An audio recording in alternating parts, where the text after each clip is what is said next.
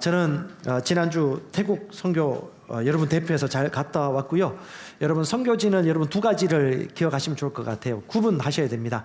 완전히 복음이 전파되지 않은 완전한 새로운 곳에 가서 미전도 종족, 미전도 종족이라 하면 기본적으로 예수를 믿는 인구가 얼마 되지 않고 복음을 가지고 있는 리더들과 자국인 제자들이 거의 없는 상태라고 생각하시면 될 것 같고, 그런 지역에 가서 복음을 전파하는 그 선교와 그 다음에 어느 정도 기독교가 들어가 있고 자국인 목사나 선교사나 자국인 리더가 있는 가운데 우리가 복음을 전파하는 부분은 좀 다른 측면이 있습니다. 근데 지금 현재 대부분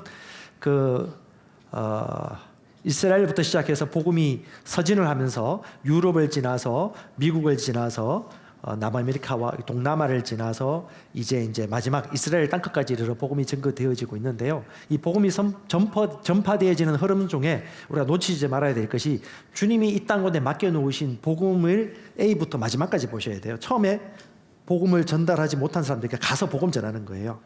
가서 복음 전하여 침례받게 하는 것입니다. 그러면요, 모든 사람을 제자 삼게 하는 것이죠. 제자는 어떤 사람입니까? 가르침을 적극적으로 받아서 가르침을 지켜 행할 수 있는 사람, 가르쳐 지킴을 행하는 사람이라면 리더가 되는 거겠죠. 그리고 그 속에서 교회가 배가 되어서 세워지는 것입니다. 그래서 항상 중요한 것은 뭐냐면 제자를 만드는 사역. 결국 주님이 주신 유언과 마지막 명령이 뭐냐? 너는 가서 모든 족속으로 민족들로 제자를 삼으라. 제자가 만들어지는 것. 그래서 여러분, 그냥 그 땅에 가서 선교가 이루어지는 것이 아닙니다. 그냥 파송되어졌다고 해서 선교가 이루어지는 것이 아닙니다. 가서 여러 가지 많은 일들을 할 수 있지만 결국은 뭡니까? 이런 제자들이 만들어지고 이런 교회가 세워지게 되어지고 그 가운데서 이 복음의 능력이 확연하게 전파되어지고 더 많은 영혼들이 구원받고 자유케 되어지고 이 복음을 선파하는 또 다른 복음 전도자가 되어지는 것. 이런 사역을 위해서 우리가 부르심 받았다는 것을 생각하시고 이 선교에 대해서 접근하신다면 새로운 눈이 열릴 거라고 생각이 되어집니다. 할렐루야. 태국은 우리나라와 별 차이는 없었습니다. 오늘 갔다 온 사진 하고 그다음에 그걸 좀 설명하면서 우리나라에도 동일한 메시지이기 때문에 같이 나누려고 합니다. 태국에도 필요한 복음이고 대한민국에도 필요한 복음이고, 대한민국에도 아직까지 전파되어야 될 복음 메시지이고 태국에도 전파되어야 될 메시지. 다른 말로 그 나라와 우리는 거의 별 차이는 없다. 누릴 것도 다 누리고 자본주의 다 들어와 있고 종교의 자유가 다 있고 기독교가 다 들어와 있고 예수 믿는 사람들이 있다. 하지만 공통점이 있어요. 상당히 전통적이고 율법적이고 성령의 역사를 제한하거나 인정하지 않거나 치유를 인정하지 않거나 성령 충만을 인정하지 않거나 꼭 신학 교육받은 성직자 이외에 다른 사람들의 사역은 거의 할 수 없는, 가부장적이고 전통적이고 군사 문화의 어떤 권위주의적인 그런 사회 속에서 흘러왔던 역사가 있기 때문에 우리나라와 상당히 유사한 면이 있고, 그럼에도 불구하고 우리나라와는 다른 다민족 체계의 국가이다 보니까 민족 중심의 선교, 민족의 대표들이나 리더들이 이 복음을 만나거나 복음의 결론이 나면 그 민족은 워낙 친밀하고 민족 중심의 공동체 사회다 보니까 복음이 전파되는 속도가 상당히 효율적이고 효과적이다. 이런 조금 차이점이 있다는 걸 생각하시면서 오늘 메시지는 태국 선교 이야기이기도 하지만 대한민국 현재 우리 한국에 있는 성도들이나 또 불신자들에게 동일하게 필요한 메시지라는 것을 생각하시면서 여러분, 동일하게 지역과 관계없어요. 지역이 어떻든 나라가 어떻든 대륙이 어떻든 연령대가 어떻든 우리가 하는 것은 똑같지 뭐요? 복음을 전파하는 것이고 제자 만드는 것이고 하나님의 교회가 세워지는 것이다. 똑같은 수고가 들어가고 똑같은 씨를 뿌려야 되고 똑같이 인내해야 되고 똑같은 핍박을 당해야 되고 똑같은 홀로 주님과 교제하면서 그 열매 맺기까지 인내하는 끈기가 진짜 필요하다. 그래서 국내에서 사역하시든 해외에서 사역하시든 똑같다. 끝입니다. 내려가겠습니다. 이 결론도 여러분 잊지 마시고, 국내든 국외든 국외에 가면 뭔가 새롭다라고 생각하지 마세요. 똑같아요. 치앙마이 해외여행 선교지로 상당히 뜨다. 저 몰랐어요. 검색해보니까 뭐 한 달 살기, 두 달 살기, 몇 달 살기, 서양인들이 왜 그리 많은지, 물가도 조금 저렴하고 먹을 것도 많아서 그런 것 같은데, 선교 사역 현장은, 그러니까 선교지로 한번 단기 트립 가거나 뭐 여행을 가는 거하고는 천지 차이입니다. 선교지 현장에 살아보세요. 6개월, 1년, 2년 정도 살아보시면 현장은 우리가 생각하는 그 단기에 왔을 때는 느낌이 많이 다릅니다. 먹고 살고 제자 양육하고 자녀 기르고 접촉하고 침대 받도록 기다려주고, 그다음에 그들이 가우뚱하는 기존의 오래된 지식과 부딪히는 하나님의 말씀, 복음인데도 불구하고 부딪힐 때 우리나라에서 똑같이 그 이상한 표정 지으면서 뭔가 아닌 것 같은 그 긴장감, 그러면서 기다려주고 기도해주고 적절히 또 그들이 이해되기까지 기다려주고 관계 맺고 하는 것 똑같이 선교제에서 일어난다라고 생각한다면 어디요? 대한민국에서 여러분 셀사에 가면 성공하면요, 그 사람은 선교제에 갈 수 있는 준비가 된 겁니다. 차이가 크게 없어요. 특별한 상상이나 동경을 특별히 하지 마십시오. 똑같이 인내해야 되고 똑같이 거절당하고요, 똑같이 기쁘고요, 감격이 있고 그렇습니다. 자, 로마서 1장 16절 말씀, 여러분 잘 아시는 말씀인데요, 한번 암송해 봅시다. 이 복음, 내가 복음을 부끄러워하지 아니하노니 이 복음은 모든 믿는 자에게 구원을 주시는 하나님의 능력이 됨이라. 아멘. 이 복음이 아무리 능력 있고 아무리 멋지고 아무리 탁월하다 할지라도 이 복음은 어떤 자에게 능력이 된다고요? 믿는 이에게 능력이 되는 겁니다. 즉 믿느냐 마느냐, 믿을 수 있느냐 못 믿느냐, 얼마나 믿을 수 있도록 돕느냐, 그가 믿을 수 있도록, 내가 주는 게 아니에요. 그가 믿을 수 있도록 도와주는 것입니다. 내가 다 해주는 게 아니에요. 그가 믿을 수 있도록, 그가 능력을 가진 자라는 것을 확신할 수 있도록 말씀을 가르쳐 주는 것입니다. 그러면 그가 믿고 그가 사역하고 그가 능력을 베풀어 흘려보내는 것이죠. 그 사역이 바로 우리 복음 사역입니다. 그러므로 아무리 좋더라도 내가 믿지 못한다면 아무 관계 없는 거예요. 우리 대한민국 5천만 6천만 되는 사람들 중에 복음을 믿는 사람 몇 명 됩니까? 몇 퍼센트 됩니까? 지금 중고등학교 대학교 가보세요. 예수님의 옛자 교회 몰라요. 그냥 교회 기독교, 예수님 몰라요. 우리 X세대, Y세대 정도는 그래도 윗세대가 성령 충만하고 기도하고 우리에게 복음을 나눠줬고 주일학교 시스템이 워낙 부흥했기 때문에 많이 예수님 믿었지만 요즘 세대들은요, 예수님을 몰라요. 기독교 역사 몰라요. 하나님에 대해서 잘 몰라요. 아브라함과 모세에 대해서 몰라요. 똑같이 우리나라도 복음이 전파되어져야 된다. 근데 중요한 건 뭐다? 믿을 수 있도록 정확한 복음을 우리가 전달해야 됩니다. 얼마나 믿느냐에 따라서 얼마나 능력 있게 사느냐, 믿느냐에 대해서 얼마나 모든 부분까지 자유롭게 되느냐, 그것이 달려있는 것입니다. 여러분 얼마나 믿으십니까? 어디까지 믿을 수 있으세요? 자, 에베소서 말씀도 똑같습니다. 1장 19절에 사도 바울이 뭐라고 말합니까? 그의 힘의 위력으로 역사하심을 따라 믿는 우리에게 베푸신 능력이라고 그래요. 믿는 우리에게 그 능력이 준비되어 있지만 믿는 자를 통하여 이 베푸신 능력이 지극히 크심이 여러분들에게 있다는 것을 여러분 알게 될 것이고, 알기 때문에 그 능력을 믿고 있기 때문에 믿는 그 능력이 풀어놓아져서 역사하게 되는 것입니다. 그러면 그 능력을 사용하는 사람은 어떤 사람이다? 그 능력을 확신하고 믿는 사람이겠죠. 질병까지 치유받거나 질병에 대해서 자유를 누린 사람은요, 그 질병 치유에 대한 구원의 믿음을 가지고 있는 것이겠죠. 신학교육을 따로 안 받았음에도 불구하고 그가 아픈 자를 위해서 손을 꼭 기도하고 방언기도를 하는 것은 성직자만 방언기도하거나 대언하거나 예언하거나 성찬을 집행할 수 있다는 그 중세시대 이후에 내려져 있는 만들어 놓은 그 전통 사상이 아니라, 진짜 복음을 단순하게 믿는다라면, 복음의 권위를 절대적으로 믿는다라면 그 사람은 나는 목회자가 아니기 때문에 성직교육 안 받았기 때문에 나는 이걸 할 수 없어요, 당신이 와주셔야 되더라고 얘기하지 않을 거예요. 그렇죠? 한국도 마찬가지 아닙니까? 만약에 오늘 제가 소개할 분 한 분, 참난이란 성도 리더가 있습니다.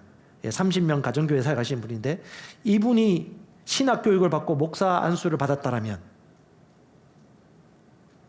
예를 들면 태국 그 종족들 가운데서도 교회가 있어요. 목회자들이 있는데 장애인들과 장애인 부모들은 같이 신앙생활 하기 싫어해요. 저주받은 종족이기 때문에. 그 구약의 율법적 사고를 여전히 가지고 있으니까요. 이거 배척해요. 분리돼야 돼요. 물과 기름처럼. 만약에 이 성도 사역자가 신학교육을 받고 자기가 목사가 되었다면 이 성도들과 같이 과연 예배 드렸을까? 라는 생각이 드는 거예요. 한번 보십시다. 대한민국도 마찬가지입니다. 거룩하고 거룩하지 않은 것, 경계선이 뭐하죠? 무엇이 거룩한 것일까요? 무엇이 진짜 예배입니까? 무엇이 진짜 성전입니까? 한때는 우리는 공간이 거룩하다고 생각했죠. 근데 우리가 얼마나 거룩합니까? 우리 안에 계신 예수 그리스도, 영광의 소망. 그래서 여러분 세 가지 질문하시면 좋을 것 같아요. 선교지든 여기든 다 똑같이 선교지입니다. 당신은 무엇을 믿을 수 있는가? 예수 그리스도를 믿는가? 아니면 예수 그리스도를 믿지 않는가? 예수 그리스도를 믿어야, PPT 같이 띄워주세요. 예수 그리스도를 믿는가? 그럼 당신은 구원받을 것이고요. 믿지 않으면요, 당신은 하나님께 이룰 수 없습니다. 예수께서 말씀하셨습니다. 내가 곧 길이요 진리요 생명이니 예수가 아니고서는 구원받을 자가 없다. 그럼 가장 먼저는 예수를 믿고 하나님의 자녀가 되어지는 것이죠. 두 번째, 그러면 예수를 믿어요. 예수 믿는다면 그 다음 어디까지 당신이 믿을 수 있느냐? 여러분, 하나님 나라는 하나님 킹덤이라고 합니다. 킹덤은요, 킹과 도메인의 합성어예요. 왕권이 다스리는 영역까지 얘기하는 겁니다. 왕국은요, 즉 하나님의 왕국은 어디? 하나님의 말씀이 능력이 미치는 영역까지가 하나님의 왕국이 되어지는 겁니다. 근데 하나님은 모든 피조세계가 하나님의 왕국으로 기능하기를 원하셔서 복음을 전하셨고 이 복음을 우리에게 전파하도록 기회를 주신 것입니다. 근데 어떤 사람은요, 오직 내세 주님 만나서 나중에 재림하실 주님 만나가지고 천국에 가서 거기서 건강하고 모든 걸 다 누린다고 생각하는, 오직 그까지 죽으면 예수 천당, 그것만 생각하는 분들이 있고, 그걸 확정을 뛰어넘어서 어디요? 더 영역을 확장하는 거죠. 어디요? 이 땅에서도 왕국 복음이 전파되어져서 하늘나라 왕국의 권세가 선포되어져야 되고, 병든 자들이 고침을 받고, 불행한 자들에게 이 복음이 전파되어지고, 병든 자의 손을 얹어 기도하고, 이 귀신을 쫓아내고, 이런 사역들이 우리도 할 수 있다라는 이 영역의 확장까지 이어진다면요, 우리는 왕국의 능력을 더 땅끝까지 전파될 수 있는 복음을 사역하고 있는 것이죠. 다 여기서 걸리는 것입니다. 내세만 바라보는 세상인가, 아니면 내세와 현세와 더불어서 이 복음의 능력을 확장하는가. 그럼 또 하나는 뭐냐면, 이 능력을 사용할 수 있는 사람이 오직 신학교육을 받은 성직 그룹에 속한 성직자들만 하는 것인가, 아니면 이 복음을 믿는 모든 사람이 할 것인가에 대한 이 경계선. 태국 같은 경우도 불교가 있지만 기독교를 믿는 분들이 좀 있습니다. 근데 이분들도 그 딜레마가 있는 거예요. 오래된 가르치면요, 성직자면 그걸 할 수 있다. 그래서 어떻게 해요? 박준수 선교사님 와가지고 성찬해 주세요. 박준수 선교사 와서 이거 해주세요. 참난, 제가 가서 당신이 목사님이라고, 당신이 목자라고 얘기했는데, 아이고 아니라고 백 번, 수백 번 얘기하기 때문에 제가 더 이상 말을 못했는데, 계속 아니라는데 어떻게 튕겨 나오는데, 당신이 목자라고, 목회자라고 막 이렇게 얘기했는데 못 알아듣더라고요. 왜? 오래된 그 배운 그 지식이 있어가지고, 오래된 가르침이 너무 어색한 거예요. 그러니까 어떻게 해요? 삶은 목자의 삶을 살고 있는데 자기는 목자라고 아니라고 하는 이 기괴한 상황. 이게 이제 설득이 되어져서 자기가 진짜 목자의 삶을 살고 있고 겸손하게 하나님이 내게 이 사역을 맡기셨구나라고 진짜 인정하고, 맞습니다, 저는 참 목자의 삶을 살아가고 있습니다라고 그 참남 목사님이 얘기한다라면 그것도 새로운 사역의 길이 열리지 않겠습니까? 아멘? 전 그걸 위해 기도하고 있습니다. 만나고 난 이후에. 왜? 현장을 봤으니까. 그래서 여러분, 복음은 단순하고 복음은 강력한데, 단순히 복음을 믿지 않는 다른 복잡한 율법과 전통이 가로막혀가지고 복음이 복잡하게 되었고, 단순한 능력임에도 불구하고 능력이 온전히 증거되지 않는 이런 현장을 보게 된 것입니다. 여러분, 박준수 선교사님 부부는요, 한 십수년간 직장생활을 하다가 회사에서 연수를, 좋고 좋은 다른 나라도 많은데 갑자기 태국 치앙마이를 보내더랍니다. 치앙마이 태국 연수를 갔는데 거기서 이제 선교사님이 사역하고 있는 현장을 한번 방문하게 된 건데, 그 고지대에 있는 소수 민족들, 우리나라와 달리 단일 민족이 아니고, 그 태국 타이 민족도 결국은 중국 남방 쪽에 있던 사람들이 이쪽으로 이동한 거거든요. 그 남방 계통의 그 타이 민족하고, 그다음에 소수 민족, 카렌족, 몽족, 아카족, 여러 가지 종족들이 있습니다. 이 소수 민족이 같이 모여서 살고 있는 그런 나라인데, 이 중에도 이제 이 소수 민족들이 있는 곳에 사역하는 선교사님이 십수년간 베테랑 선교사가 있는데, 그곳에 가서 그걸 현장을 보면서 성령이 감동시킨 거예요. 내가 이 땅에 다시 오겠습니다, 주님. 괜히 거기 가가지고 괜히 선교지 가가지고 그 음성을 받은 거예요. 여기 가시면 음성 받을 분도 많이 있는 것 같은데 같이 가실까요? 뭐 가실 분들은 여기 있으나 저기 있으나 응답을 받으시겠죠. 그 응답이 있었던 거예요. 그래서 혼자 조마조마하다가 아내한테 허락을 받아야 되겠고, 혼자 올 수 없는 거고, 아내한테 조마조마하다가 얘기하기 전에 지혜를, 우리 박 선교사님 참 지혜로워요. 주기를 정해가지고 일부러 단기 선교차 아내를 이쪽에 자꾸 데리고 온 거예요. 지혜롭죠? 데리고 오고, 낭떠러지 고산지대 가는데 버스 굴러떨어지면 죽는 곳인데 그 아찔한 상황이 있었는데도 불구하고 거기에 와서 은혜를 2번, 3번 가면서 받는 거예요. 그리고 D-Day가 돼가지고 여보, 나 이곳에 와서 살가고 싶어. 하나님께 부르심을 받았어. 그래서 3일 시금 전폐를 했답니다. 아내가. 긴장 가운데 3일 이후에 아내가 이제 승낙을 해줘가지고 2분이 이제 이 땅에 오게 되었고, 얼마나 힘들었겠어요. 안정된 한국의 생활과 이 풍족한 삶을 그만두고 완전히 새로운 종족에 와가지고 와서 사역을 해야 되는데, 그때 이제 이 복음 잘 몰랐고요. 그냥 잠시 동안 지나가면서 사랑의 대사들 복지법인 등록할 때 잠시 도와준 인연 그거밖에 없었어요. 그래서 이제 이곳에 와가지고 훈련하고 사역하다가 행정적인 일만 하다가 도저히 채워지지 않는 빈 공간, 행정적인 일들하고 직접 영혼을 만나지 못한 그런 빈 공간이 있다가 마음의 결단을 내리고 그 선교사님부터 분리해가지고 치앙마이에 와가지고 거기서 이제 청년 대학생 사역과 더불어서 소수 민족도 연계되어서 하는 지도자 사역을 같이 연계하게 되어진 것입니다. 그분들을 우리가 제가 만났고요. 사진을 한번 보시면요, 태국은요 길쭉한 나라입니다. 길쭉한 나라인데 북부, 중부, 남부가 있습니다. 기상캐스터 같네요. 갑자기 저 위에 동그라미 3개가 있는데 맨 오른쪽이 그 김민성 선교사님이 지금 선교사하고 있는 우돈탄이라는 지역이고요. 저 중간에 꼭지기가 뭐냐면 라오스하고 미얀마하고 태국이 3개 만난 접경지 치앙라이주가 있습니다. 거기 이번에 그 김민성 선교사님 사역 핵심 많이 기독교 지도자들, 부족 중심의 지도자들이 연결되어져서 이 말씀을 배우고 있고, JMA 우리 김진호 목사님 부부가 여기 가서 주로 JMA 사역을 하면, 여러분 부족 지역이 한 10시간, 5시간 이렇게 먼 거리에 있는 분들이 와가지고 여기서 훈련 받는 거예요. 그리고 박천수 선교사님은 그 맨 왼쪽에 있는 치앙마이 이쪽 지역에 있는 것입니다. 김민성 선교사님이 이런 부족 가운데 복음 사역을 지금 효과적으로 할 수 있었던 이유는 뭘까요? 대한민국에서 외국인 이주 노동자와 10수년간 씨앗을 뿌려서 사역을 했고, 거기서 수백 명이 모이면서 이 인프라가 제자가 되어지고, 이들이 다시 태국으로 돌아간 이후에 그들 종족이 다 다르기 때문에 종족 선교가 자연스럽게 확산되기 시작한 겁니다. 그럼 어떻게 해요? 그들 속에 있는 목회자라든가 기독교인들에게 이 복음 전파되어서 접촉되어서 복음을 영접하게 되어지고, 이분들이 활성화되어지니까 어떻게 해요? 바울처럼 종족 따라 지역 돌아다니면서 이 김민성 선교사님은 3군데, 방코, 치앙라이, 우돈탄이 이쪽 지역을 주일에 1주 동안 날짜를 정해가지고, 지금 우돈탄이 있다고 오늘 아침 카톡 저하고 했었어요. 우돈탄이 있는데 그 지역마다 가서 말씀으로 믿음을 세워주고 리더들 세우고 훈련하고, 리더 세우고 훈련하고, 뭐 배반하거나 부인하거나 거절한 사람이 있겠죠. 똑같습니다. 한국하고 다를 건 없어요. 그 사역을 어떻게 해요? 꾸준하게 우둔하게, 이민족 사역에 부르심이 있기 때문에 그 일들을 꾸준하게 하는 것입니다. 이렇게 사역하시는 분을 우연히 코로나 접하면서 상당히 마음이 가난한 시절에 갑자기 예전에 그 사랑의 대사들 연결했었던 그 김민성 선교사님 생각이 나가지고 연락해가지고 이 2 부부가 만나가지고 김민성 선교사님으로부터 새가족반, 양육반 훈련받고 예수 선교사학교 하게 되면서 이 복음에 대한 결론을 확실하게 얻었고요. 지금 뭐 다른 선교사님들 따로 만나지 않고 한국인들 접촉하지 않고 오직 이 복음의 사역으로 새가족반, 양육반 사역을 하면서 지금 청년부 사역하면서 지금 청년교회가 세워지게 되었습니다. 가장 먼저 여러분 한국이든 태국이든 필요한 회복되어야 될 복음이 첫 번째는요, 성령 충만입니다.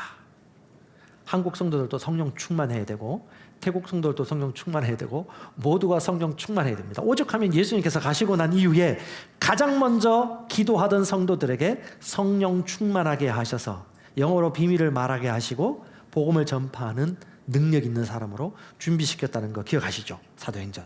사도행전이 교회의 역사예요. 사도행전이 본격적으로 성령이 내주하는 거룩한 성도들, 그리스도인들이 본격적으로 사역하는 일들, 가장 먼저 주님께서 성령 충만 받게 하셨다는 걸 여러분 꼭 기억하셔야 돼요. 왼쪽 집입니다. 집. 가정집인데 치앙마이 약간 외곽에 있는 가정집인데 마당이 있고 저 안에 들어가면 그 날씨가 늘 더우니까 저 밖에서 밥도 먹고 교제도 하고 안에 들어가면 방이 몇 개가 있습니다. 저 집을 짓기 위해서 엄청나게 대출을 받고 엄청나게 돈을 들여 만든 집이에요. 잘 사는 집은 아닙니다. 근데 여기서 가정집 예배 모임이 지금 30명. 오른쪽에 보면 제 옆에 있는 분 계시죠? 저분이 참만이라는 우리 목사님이신데, 목사님 아니죠. 성도 리더인데 한 30명 내지 40명 정도 성도들과 함께 매주마다 저기서 예배 드리고 있고, 이분이 우연히 박준수 선교사님이 운영하고 있는 카페와 그 본부 센터 덜러가지고 연결이 되어지게 된 겁니다. 그래서 이분 집에 갔는데 이 사역을 하고 있는데 그 옆에가 사모님이시고요. 사모님 옆에 우리 이정선 사모 옆에가 있는 저분이 누가냐면 장애인 그 뇌병변 자녀를 둔 장애인 어머니입니다. 늘 집에 방에 누워 있고 같이 기도도 하고 말씀도 나누는데 이 분이 신앙생활을 하다가 기존에 있는 태국에 있는 교회로부터 배척을 당한 거죠. 우리 교회 나오지 말아라. 예배하지 말아라. 저주받은 종족이니까 어찌 보면 장애인들이나 이런 사람들은. 그러니까 여러분 구약적 시대와 똑같죠.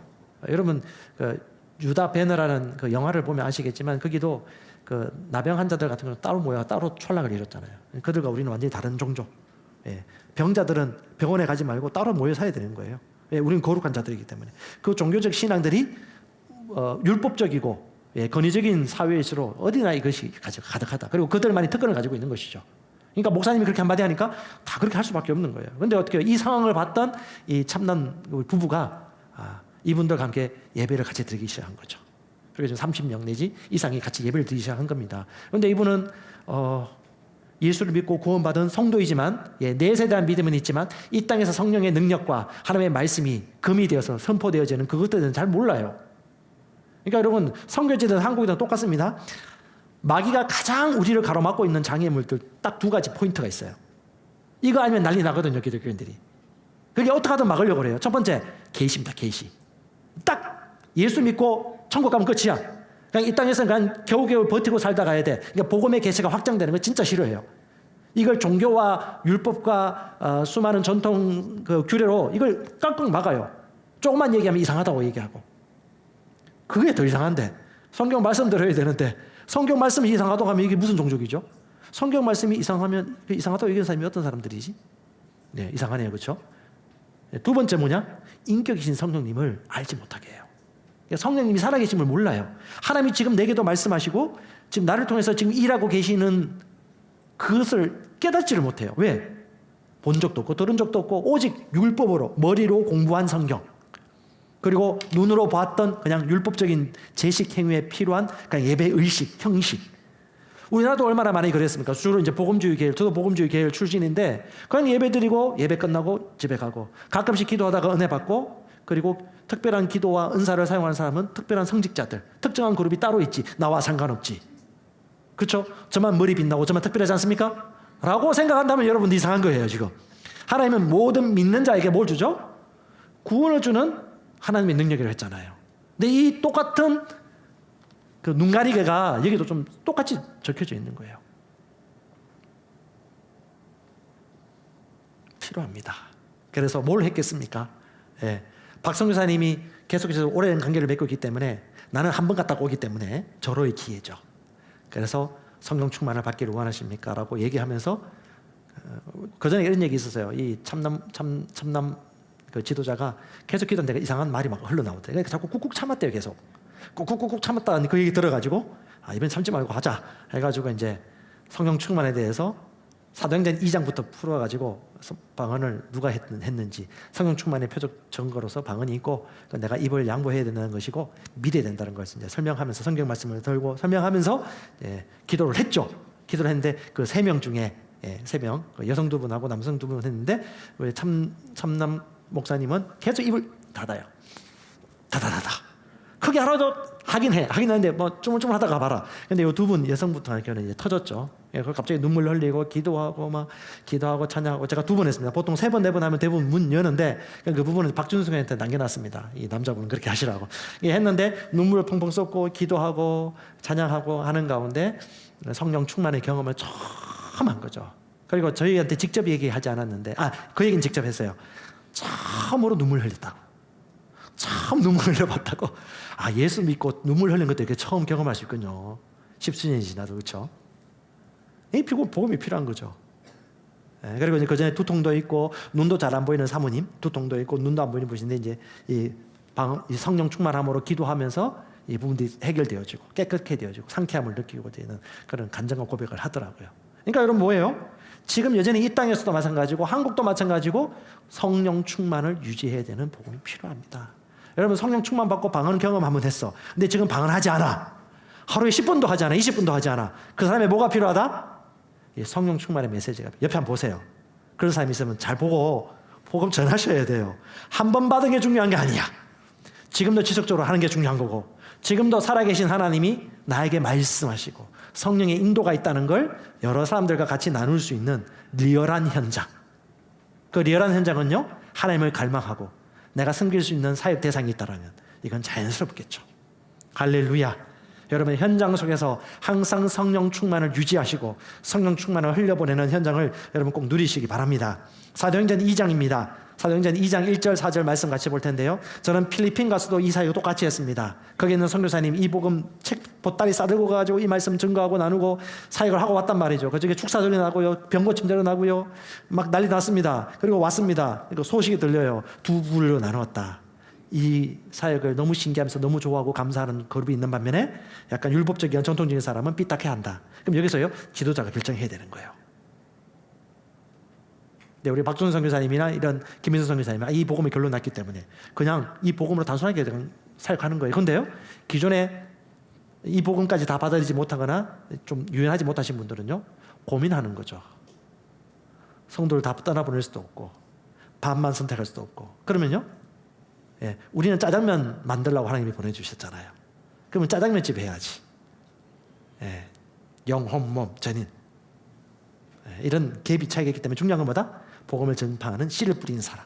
예, 지도자가 중요합니다. 사도행전 2장 1절 4절 예, 짧게 제가 적어놨는데요, 같이 읽어보겠습니다. 오순절 날이 이미 이르매 그들이 다 같이 한 곳에 모였더니 그들이 다 성령의 충만함을 받고 성령의 말하게 하심을 따라 다른 어들로 말하기를 시작하니라. 예, 누가 말했습니까? 모여서 기도하는 그 사람들이 말하기 시작했습니다. 누가 말씀을 주셨죠? 성령이 주셨습니다. 하지만 입을 열어야 말은 하는 거기 때문에 입은 반드시 열어야 되는데, 여러분 방언에서는 세 종류가 있다는 걸 기억하셔야 되겠죠. 첫 번째는요, 오순절날 처음 방언을 주셨던 외국어 방언입니다. 이 외국어 방언은 그 당시에 외국인들이 모여 있었을 때 그들에게 하나님의 왕국 복음을 전파하기 위해 하나님이 특별히 간섭하신 역사입니다. 이건 초자연적인 이적이에요. 이건 하나님이 원하셔서 하는 거지 우리가 이렇게 해달라고 하는 것이 아닙니다. 주님께서 그들에게 입을 열어서 외국어가 들리게 함으로 말미암아 초자연적 이적을 통해서 복음을 전파한, 예, 이 외국어 방언, 표적으로서의 방언이 있고요.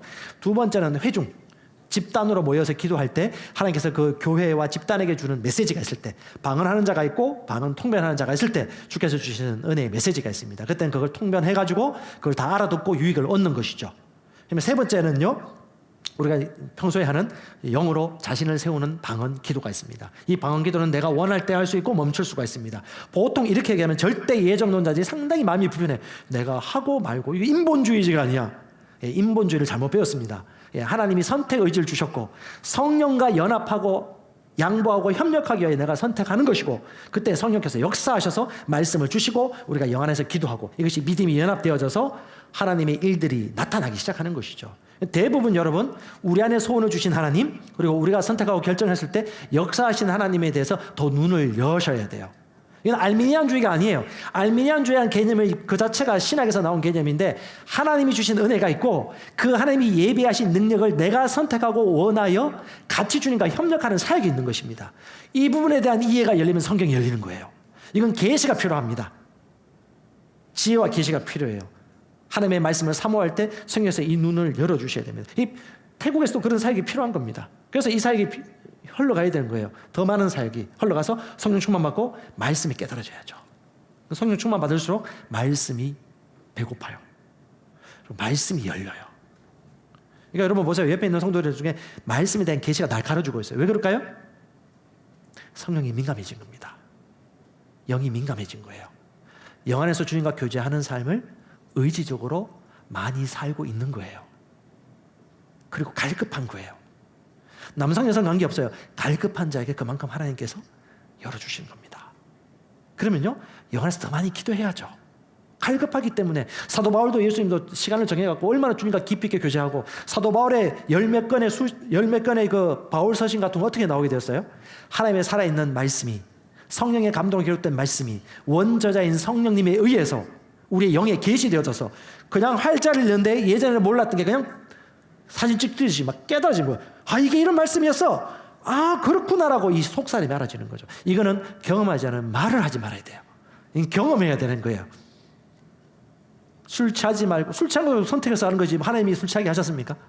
내가 술을 먹으니까 술 취한 거지. 성령 충만은요, 성령 충만을 원하고 성령 충만할 수 있는 길들을 말씀 따라 그냥 단순히 계속적으로 지속적으로 실행하면요, 사업이든 사역이든 직장이든 어딘 간에 영 안에서 믿음으로 여러분 인도받으면서 살 수 있습니다. 그래서 성령 충만한 삶은요, 아주 이성적이면서도 아주 성령 충만합니다. 같이 영접할 수 있어요. 민감하게 인도받는 것입니다. 14장 2절 4절 똑같이 유익이지 않습니까? 방언을 말하면 어떤 유익이 있습니까? 다 성령의 충만을 받고 성령의 그 다음이죠. 예, 방언을 말하는 자 하나님께 말하기 시작합니다. 하나님께 말하는 거예요. 말은 입으로 하는 거예요. 샬롬 마카요로베이키시. 하나님 아시겠죠? 방언 말 안 해도 이러지 말고 방언을 말하는 거니까 하나님께 말하는 겁니다. 그런데 알 수 없는 말이기 때문에 영은 알아요. 성령께서 비밀을 나 입을 통해서 말해주고 내 속 사정을 잘 아시는 성령께서 위에서 기도해주고 계시죠. 비밀을 풀어내는 것입니다. 영어로 비밀을 말하고요, 내 자기의 덕이 세워지는 것입니다. 그리고 방언으로 많이 말할수록 대언이라든가 하나님의 은사를 사용하는 도구들도 잘 풀어지는 겁니다. 이걸 거절하지 마시고 많이 했어요. 넘겨주세요. 네. 어떻게 하면 처음 성령 충만 받고 방언을 말하느냐? 예, 믿음 있는 사람들이 옆에서 안수하고 기도하는 겁니다. 똑같이 이 말씀대로 안수받고 같이 기도하도록 같이 기도한 겁니다. 예, 입술로 같이 기도하니까요, 영어로 비밀을 말하고요. 예, 그 중에 어떤 사람 마음이 굳겠죠? 예, 마음이 굳은 사람들은 거절하겠고요. 잘 받는 사람들은 너무 기뻐서 같이 찬양하고 기도하고 말씀을 잘 듣습니다. 예, 똑같습니다. 셀 목회, 예, 비방하는 사람, 예, 딴지 거는 사람이 있습니다. 예, 바울은 어떻게 했죠? 똑같이 그 앞에서 당신이 무슨 이 말씀 잘하냐? 라고 소리 막 지르면요, 얼마나 얼굴이 울그락불그락 했을까? 그래도 어떻게 그러려니 하고 네 하고 어떻게 해요? 제자들을 따로 세웁니다.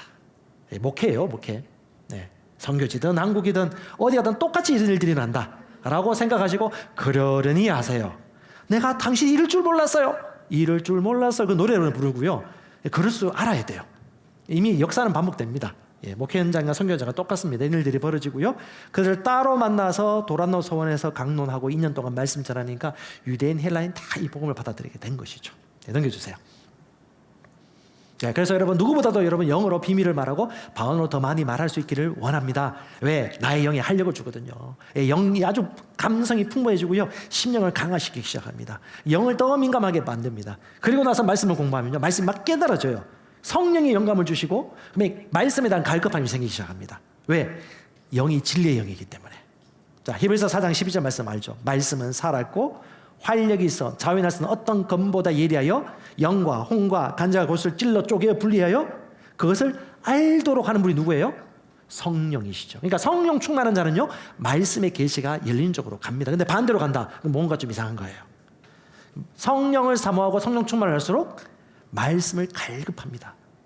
그리고 대언도 하고요. 말씀으로 사람을 세우고 교회가 세워지는 것이죠. 이런 일들이 교회에서 일어납니다.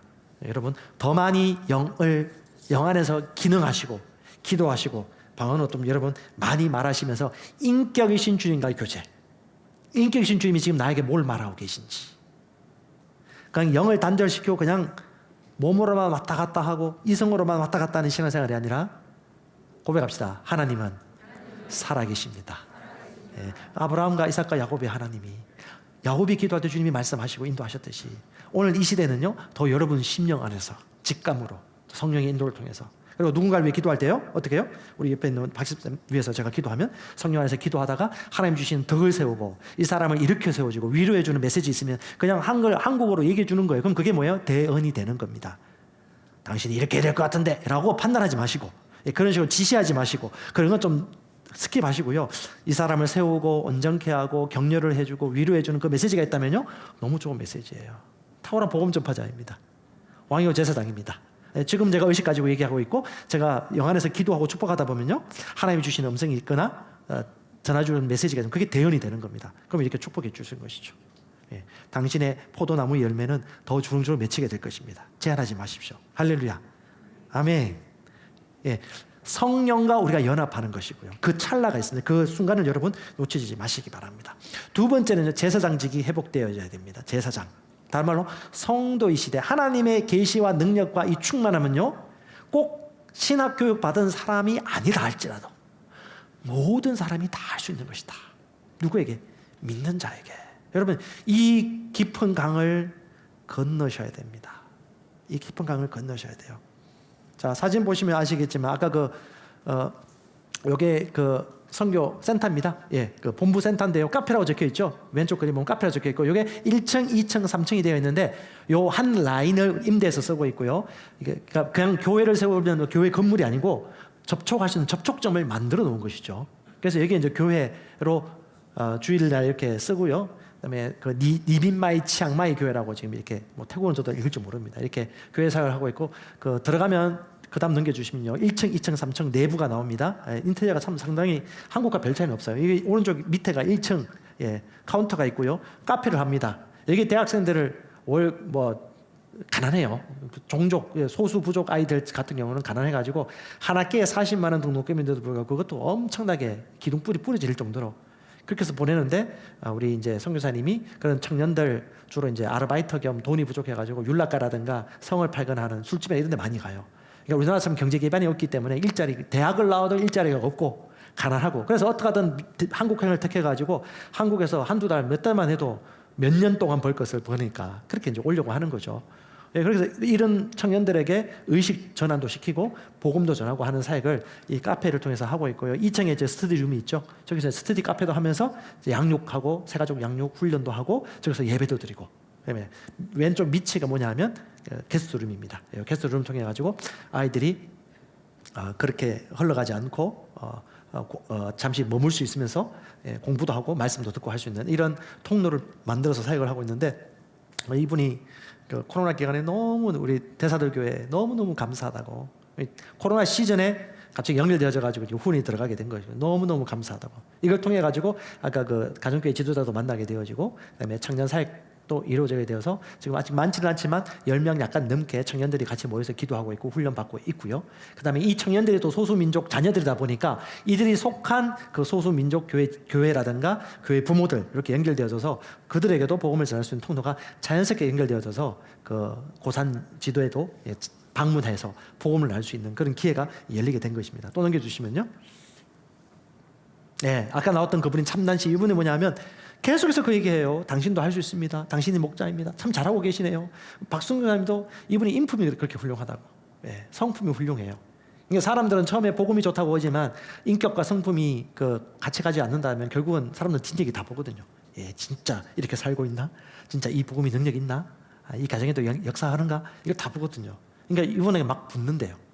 그러니까 어떻게 보면 이분도 좀 성도지만, 다 성도인데 신학교가 안 받은 성도, 신학교가 안 받은 성도로서 그런 사역을 하고 있어서 너무 잘하고 있다고 얘기해도 나는 못한다고, 아니라고, 너무 잘하고 있어, 아니라고 얼마나 손살을 치는지, 그거는 우리 박준성 선생님 앞으로 이제 말씀을 통해서 설득시켜야 될 것 같고, 이런 제사장직이 회복되어져야 되는 겁니다. 어떻게 이들이 침례도 주고 성령 충만 받게 하기도 하고 안수도 하고 그런 일들을 이분들이 해야 되는데, 이게 다 어디에 나와 있던 사역들이에요? 사도 바울의 사역 중에 보면 그 유명한 부부가 있죠. 브리스길라와 아굴라 부부가 생각나더라고요. 이 부부가 그 일들을 하고 있는 것입니다. 자, 사도행전 18장에 우리 주보에 나와 있는데요. 사도 바울이 어떻게 사역했냐면 지역마다 차례로 돌아다니면서 모든 제자를 만나 코칭하면서 굳건하게 세워주는 시간이 필요했습니다. 그리고요, 사도행전 18장 26절에는 브리스길라와 아굴라가 이 복음을 만나고 난 이후에 어떻게 해요? 변화되었어요. 그래서 브리스길라와 아굴라가 유대인 성경교사 중에 탁월하고 깨어있는 아볼로라는 사람이 말씀을 들어보니까 이 사람이 복음이 필요한 거야. 그래서 이 성도 부부인 아굴라와 브리스길라가 그들에게 말씀을 가르칩니다. 보시면 이렇게 나와 있죠. 브리스길라와 아굴라가 듣고 그 아볼로를 데려다가 하나님의 도를 더 장황하게 풀어 이르더라. 그다음에 27절에 그 아볼로를 많은 형제들에게 받아들이고 보냅니다. 그러니까 그 결과가 어떻게 했느냐? 그 아볼로가 감에 은혜로 말미암아 믿은 자들에게 많은 유익을 주니. 브리스길라와 아굴라의 부부를 통하여서 바울을 통해서 브리스길라 아굴라 부부를 통해서 아볼로라는 성경교사가 변화받고, 이 사람이 성경을 들어서 근거를 가지고 말씀의 복음을 전하니까 상당히 수많은 믿는 사람들이 은혜를 받고 유익을 얻은 거예요. 결론이 뭐예요? 성경으로 예수는 메시아 그리스도라고 정언하고 공중 앞에서 힘있게 유대인의 말들을 이김이르라. 순전하고 겸손한 이런 사역자들의 메시지와 사역을 통해서 어떻게 해요? 사역이 확장되고 영혼이 구원받고 세워지는 것입니다. 자, 옆에 보이십니까? 브리스길라와 아굴라 부부가 여기 모여 있잖아요. 지금 용기를 내세요. 그리고 조그만 것 하나, 네. 복음을 단순하게 믿고, 예, 오늘 이 성령 충만도 마찬가지고 제사장직도 마찬가지고 우리에게 다 열려 있는 것입니다. 이 참난 목사님은요 7년 동안 한국에서 김해에서 일했습니다. 여러분 그거 아시죠? 부둣가라든가 뭐 그 생선 그 파레트 같은 거죠, 나무로 그 파레트 부부도 불러가지고 나중에 3년 동안 일했는데 뭐 이거 뭐죠? 예, 기구를 이용해가지고 나무 조각 내고 나무 만들고 마스크 쓰고 우리가 볼 때는 지금 3D 업종이죠. 근데 이분들이 가장 행복했던 때가 이때래요. 왜? 일자리가 있고 일할 수 있는 것. 이분도 어쩔 수 없이 이제 나중에 그 불법 체류 그게 돼가지고 불법 안 하면 안 되냐 싶은데 이 동남아시아인들이 이제 신청해 놓은 취업 비자가 그렇게 줄이 길대요. 예, 세워라 내워라. 그래서 이제 좀 여러분 소식 많이 들릴 겁니다. 몽고 사람들도 그렇고 동남아 사람들이 방글라데시 사람들이 왔다가 갑자기 잠적해 버리죠. 그럼 우리는 참 그렇다고 하는데 이들 입장에서는 어쩌면 생사를 걸고 오는 거예요. 예, 그렇게 하다가 이제 뭐 여차여차 이야기는 제가 생략하고요. 그리고 이제 추방을 당해가지고 구치소에 3일 정도 있다가 한국에 돌아갔는데 어떤 그 인연이 돼가지고 어떻게 이제 또 우리 한국 선교사님하고 연결되었고 이분이 이제 태국어를 쓰시는데 저는 태국어를 못하는데 마침 제가 거의 20년 전에 중국어 잠시 썼던 거 이분 아버님이 중국인이셔서 중국어 통해가지고 야 이게 통역을 통해서 통하는 것하고 직접 1대1로 말 통하는 건 차이가 있지 않습니까? 그래서 언어가 참 중요하다는 걸 다시 한번 생각해 보게 되었고 오늘 우리 제가 선교를 준비하거나 후원하거나 선교사로 가겠다고 하시는 마음이 있는 분들은 오늘 메시지 들으면서 조금 팁을 좀 몇 가지 좀 얻으시면 좋을 것 같습니다. 중요한 것보다 현장에 있으면 지식을 넓히기보다는 가지고 있는 지식을 온전하게 사용하는데 여러분 경험을 하게 될 것입니다. 예, 많은 것보다도 제대로 사는 게 중요합니다. 복음의 능력이 있기 때문에 이 작은 복음을 현장 만나면 사람이 겸손해집니다. 예, 세 번째는요 사랑의 회복. 이게 본성 아닙니까? 예, 사랑의 회복. 도둑은요 도둑질하고 죽이고 멸망시키려고 합니다. 만약에 저 장애인 부부가 장애를 가진 아이의 부부가 교회로부터 완전히 분리되어서 아무도 보살펴주지 않고 보호해주지 않고 예배드리지 않는다면 진짜 저주받았구나라는 그 생각 속에 정죄감과 죄책감이 있다 죽지 않았을까요? 근데 이 참남 부부가 그들과 함께해서 예배를 드리기 시작한 거죠. 나중에 이후에 들은 이야기인데 그 얘기 하더라고요. 그 가정 이야기예요. 장애 아이를 둔 어머니가 그 얘기 하시더라고요. 자기가 여기 와서 수많은 목회자나 선교사님들이 와가지고 자기 가정을 방문해서 위로도 하고 격려를 해줬는데 특별한 점이 있었다. 그분들은 오셔가지고 우리 아이가 있는 것 아이들 구경도 하지 않고 문을 열어서 가서 만나본 적도 없고 얘기도 하지 않는데 다 와서 그냥 우리 예배 드려주고 격려해주고 중보기도 해주고 갔는데 유일하게 딱 두 커플이 왔대. 그 첫째 커플이 박준수 선교사 부부, 두 번째 우리 커플이에요. 우리는 문을 열고 장애 아이를 가서 얘기해주고 눈을 마주치고 손잡고 같이 기도해주고 대화를 해줬다. 이 사람 눈에 볼 때는 상당히 독특한 거죠. 이게 독특한 일인가요? 성경에 예수님은 죄인들과 같이 식사했고 어린아이를 같이 부둥켜 안고 축복해주고 기도해주고 여러분은 병든 자 있으면 에이 저 가면 안 돼 라고 생각하면서 문 닫고 기도할 건가요? 예수님은 직접 그들을 만지시고 기도하고 사랑의 본성을 드러냈죠. 인간으로까지 오신 분이죠. 하나님이 세상을 이처럼 사랑하사 독생자를 주셨으니 여러분 이 땅에 우리 혼자만 남겨졌더라도 하나님은 아버지는 예수님을 보내주셨습니다. 아멘. 예, 그 사랑이 우리 안에 있기 때문에 우리가 어떻게 안 할 수가 있습니까? 중간에 막힌 담을 여시고 희장 장막 확 찢어버리시고 구약 시대를 뛰어넘어서 신약 시대에 와서 어떻게 해요? 우리 모두가 제사장이고 왕이고 그리스도 예수께서 거하신 그곳이 성전이고 사람 육신을 보면 되는 게 아니죠. 속사람을 바라보고요. 그들에게 이 말씀을 증거하는 삶을 사는 건데 가난한 자든 부한 자든 다 복음이 전파되어야 되겠죠. 어떤 사람이 복음을 더 잘 갈급하고 받아들일까요? 가난한 자일까요? 부유한 자일까요? 갈급한 사람입니다. 갈급한 사람이 있기 때문에 소수민족, 갈급한 사람이 있기 때문에 가난한 사람이 이 복음을 잘 받아들이는 겁니다. 아멘. 부한 사람 중에 그런 사람이 있어요. 갈급한 사람이라면. 우리 사역 현장에 그렇습니다. 내가 열심히 저 사람에게 복음을 나눠야지 한두 번 두세 번 했는데 반응이 없고 영 시큰둥해요. 그러면 고집 피우지 마세요. 그 사람에도 기회를 줘야죠. 거절하겠다는 기회를. 더 갈급한 사람을 우리가 만나서 그렇게 복음을 나누는 것입니다. 네 번째는요, 선교 사명의 회복입니다. 여러분, 주님께서 우리에게 마지막 맡기고 가신 사명이 무엇입니까? 유언이죠. 마태복음 28장 18절 20절 같이 한번 읽어보십시오. 주님이 마지막 우리에게 남겨주시면서 하신 말씀이시니까요.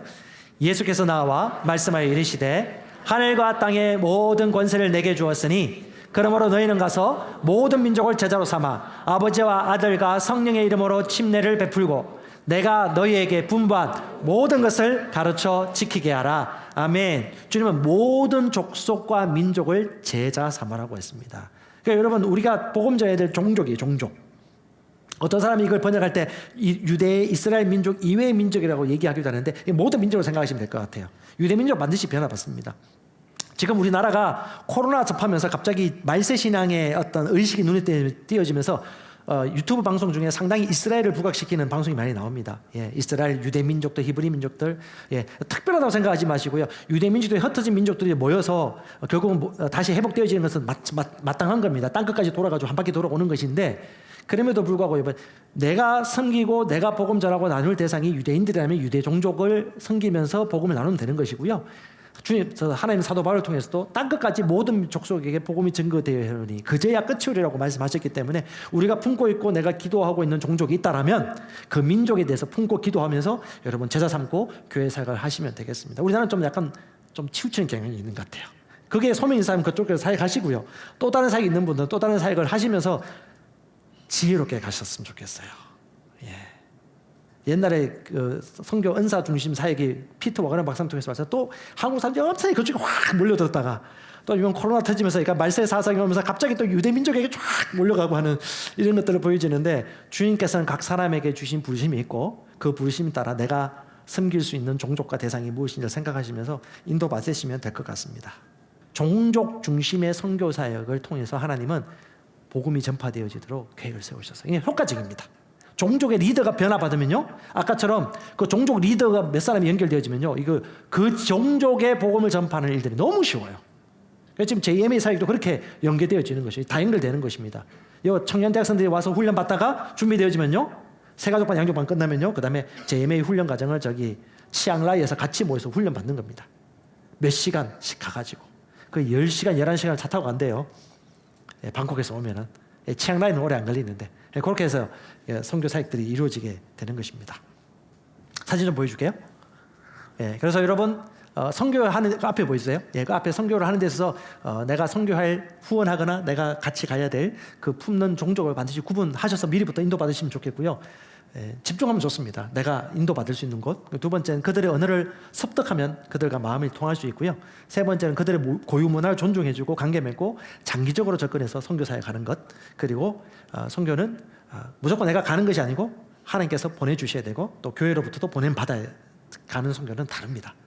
예, 하나님의 성령께서 그걸 인도하시잖아요. 하나님의 말씀, 성령의 감흥, 인도, 그리고 나를 지도하고 있는 교회의 지도자. 예, 이렇게 이제 인도를 받으면 아주 효과적인 선교사에게 될 거고요. 넘겨주시면, 여기가 어디냐면 그 치앙마이에서 차를 타고 한 2시간 반, 3시간 올라가는 산쪽 가는 길에 그 성도의 집입니다. 예, 주로 이제 습하고 비도 많이 오는 지금 우기거든요. 10월 말까지 우기인데 비가 많이 왔어요. 이번에도 홍수도 많이 나고 있는데 그 밑에는 그냥 그 땅이고요. 시원하게 되고 2층이 그 잠자는 곳입니다. 그곳에 초청받아 갔는데 이분들은 가난한 분들이죠. 손님 온다고 평소에 내던 반찬에다가 하나 더 반찬을 내가지고 탕 같은 거 하는데 그 향료가 엄청 강해요. 그래서 어떻게 해요?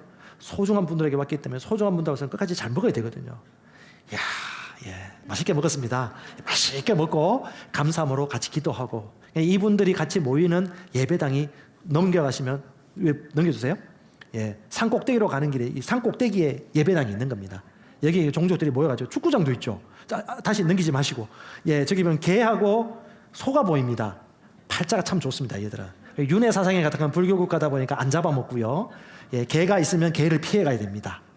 예, 개는 어슬렁어슬렁 내가 갈 때까지 기다려 하는 분위기고, 예, 넘겨주시면, 예, 이렇게 이제 예배당이 있습니다. 저 예배당도 밑에는 약간 뚫려 있고요. 위에 올라가면 위에서 이제 넘겨주시면, 예, 교회 지도자들, 그치, 소주 부족, 예, 그 군복 입으신 분이 보이죠, 옆에. 저 한국 군복입니다. 옆에 김모모라 적혀 있어요.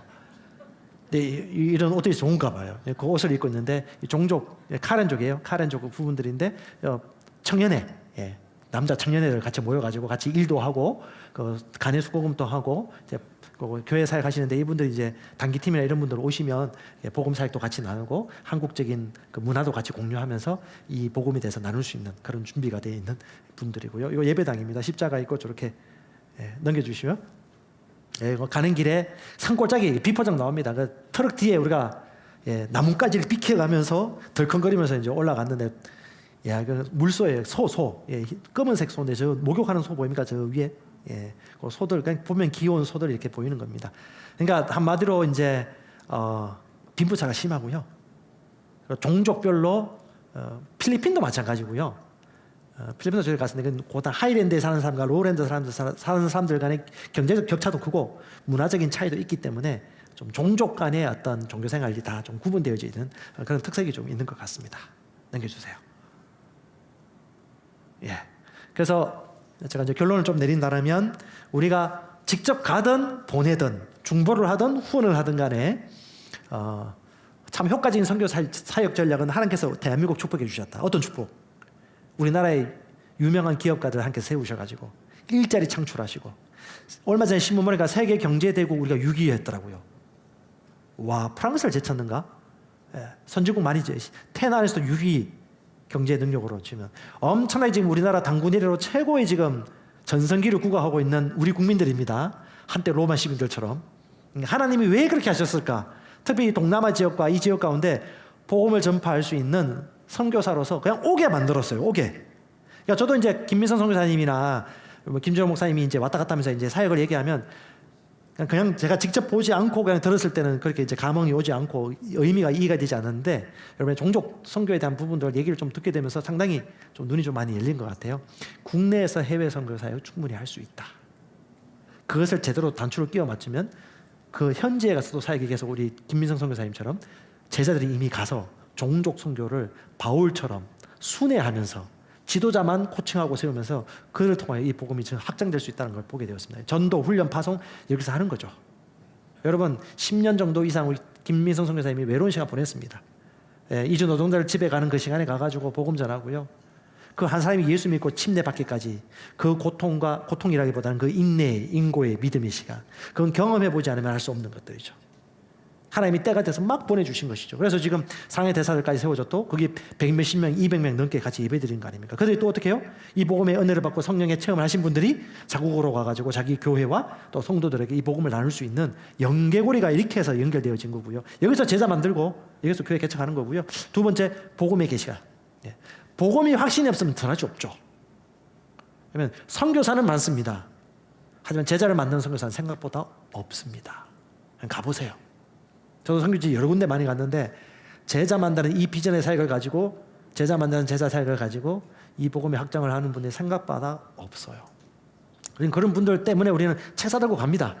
그러니까 책 사들고 만나서 이 복음도 나누고 저 복음 아니고 이 복음 나누고 이제 이렇게 얘기 나누는데 생각보다 이 기존에 배웠던 지식이 꽉 차가지고 시간이 오래 걸려요. 이제 기다리고 있습니다. 근데 이런 박 선교사님이나 우리 김민선 선교사님 같은 분들은 이미 이 말씀을 아직 결론을 나서 우리 짜장면 잘 만드는 집이 아닙니까? 이 짜장면을 잘 만들고 계십니다. 지금 선교지에서.